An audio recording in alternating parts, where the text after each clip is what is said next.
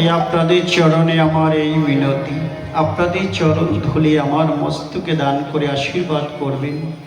আমি যেন আপনাদের মতো সাধুর সঙ্গ করতে পারি, দেশে দেশে আপনাদের মতো ভক্তির সঙ্গ যেন আমি পাই, গোবিন্দের ভজন করতে পারি। তাই আজকে কানাই বলছে, শ্রীরাম রে পাল জড়ো কর, ঘরে ফিরে চল, গগনে আর বেলা নাই, আমাদের ঘরে ফিরে চল।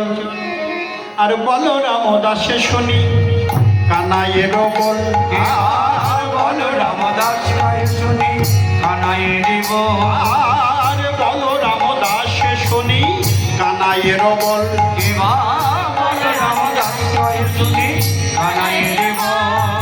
আর সকল রাখালো মাঝে পড়ে উত্তর,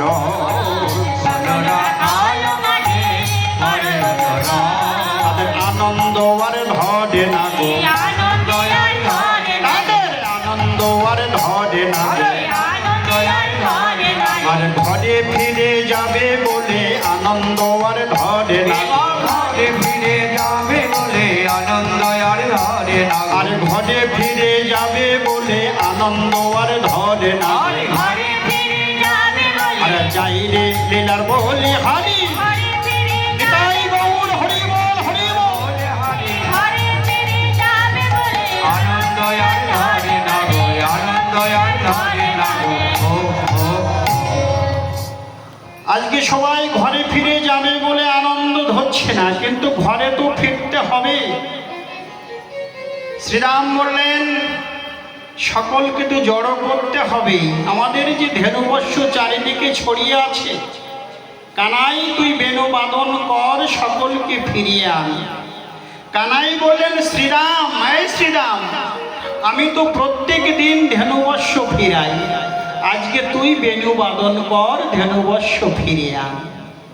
শ্রীরাম বললেন কানাই, এ কানাই, আমি বেণু বাদন করলে সব ধেনু ফিরবে বটে, কিন্তু একটা ধেনু ফিরবে না, ফিরবে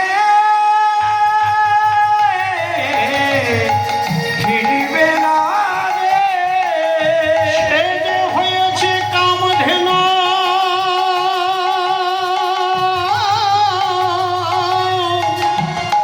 ওই কামধেনুকে ফিরাবার মতো শক্তি আমার নাই। কানাই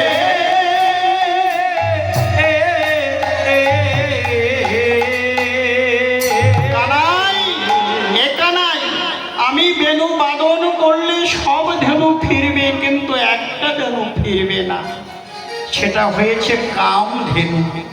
এই কামধেনুকে যদি ফিরাতে হয় তাহলে সেটা আমার পক্ষে সম্ভব নয়।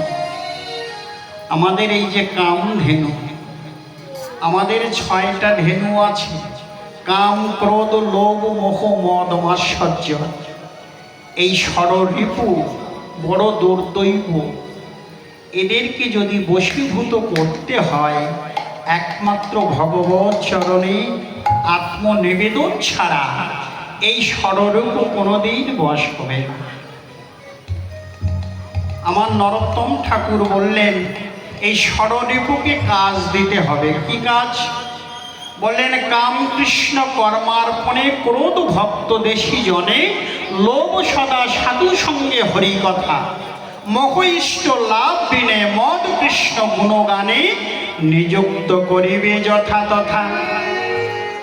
বলেন এই যে ষড়রিপু প্রত্যেকের ভিতরে আছে, এই যে যত যত জীব আছেন সবার ভিতরে এই ষড়রিপু রয়েছে, কিন্তু কাম, এই কামকে কিভাবে দমন করা যাবে, গোবিন্দমুখী কি করে করা যাবে?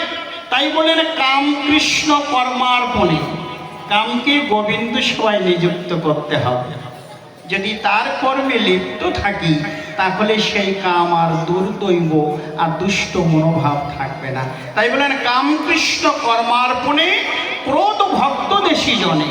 রাগ থাকবে, ক্রোধ সবার ভিতরে আছে, কিন্তু সেই ক্রোধটা ভক্ত দেশী জনে, যেজন আমার গোবিন্দের ভক্ত নয়, যেজন কৃষ্ণ বহির্মুখ জীব আমি তার সঙ্গ করব না, তার সঙ্গ আমি ত্যাগ করে চলব। তাহলে কি হবে? আমি যখন সাধু সঙ্গ করব তখন আমার ক্রোধটি সম্বরণ হয়ে যাবে। তাই বলেন ক্রোধ ভক্ত দেশী জনে, লোভ সদা সাধু সঙ্গে হরিকথা। লোভ থাকতে হবে, লোভ না থাকলে হবে না।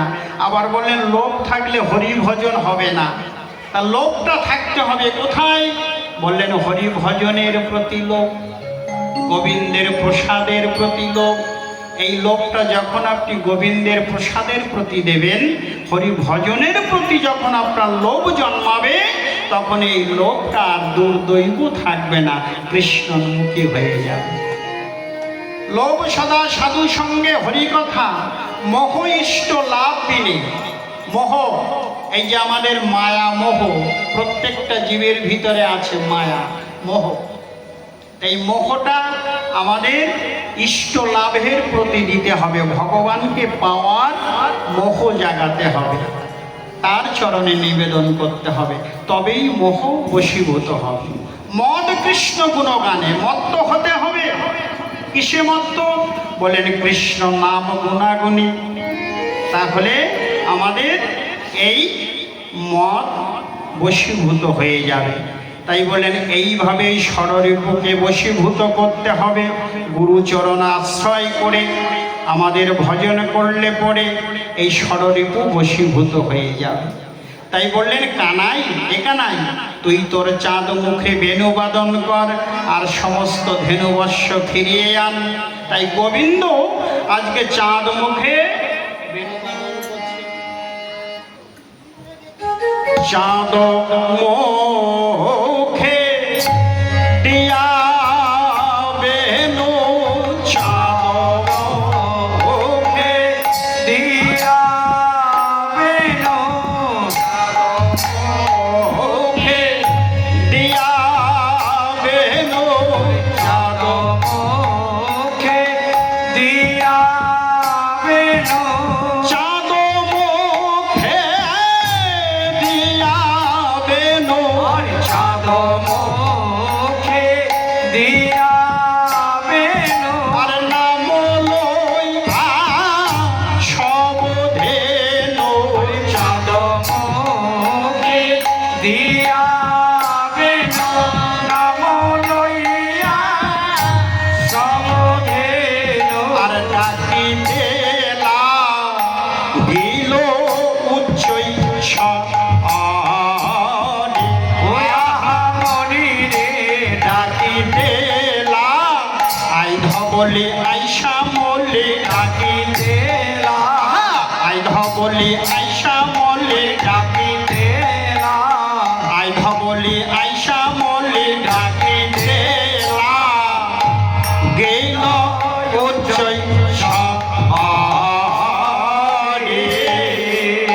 আজ ডাকিতে লাগিল, ডাকিতে লাগিল, আজ ডাকিতে লাগিল, ডাকিতে লাগিল, আর ধবলি শ্যামলি বলে ডাকিতে লাগিল, ধবলি শ্যামলি বলে। আমাদের ঘরে যাওয়ার সময় হলো, ধবলি শ্যামলি বলে, আর ঘরে যাওয়ার সময় হলো। বিদায় গৌর, হরি বল, হরি বল, হরি বল, শ্যামলি বলে ঘরে যাওয়ার সময় হলো, ধবলি শ্যামলি বলে ডাকিতে লাগিল, আর ডাকিতে লাগিল উচ্চৈ স্বরে, আরে ডাকিতে লাগিল উচ্চৈ স্বরে। আজকে সমস্ত ধেনুবর্ষকে বেণুবাদন করলেন, ডাকছেন ধবলি শ্যামলি পিয়ালি বলে আজ ডাকছেন। সমস্ত ধেনুবর্ষ যে যেমন ভাবে ছিল, মুখের তৃণ মুখে নিয়ে আজকে পুচ্ছ ফেলি, শনি একানোর বেণু, ঊর্ধ্ব মুখে ধাই ধেনু, শনি একানোর বেণু, ঊর্ধ্ব মুখে ধাই ধেনু, শনি একানোর বেণু, ঊর্ধ্ব মুখে ধাই ধেনু। যাই রে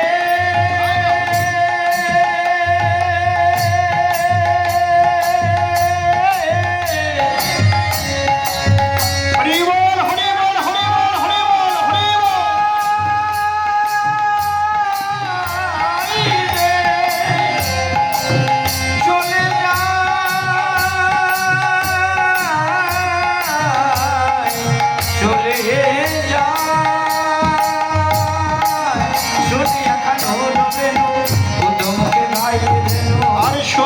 আটানো ডোবেন উদ্ধবকে ধাই ধেনু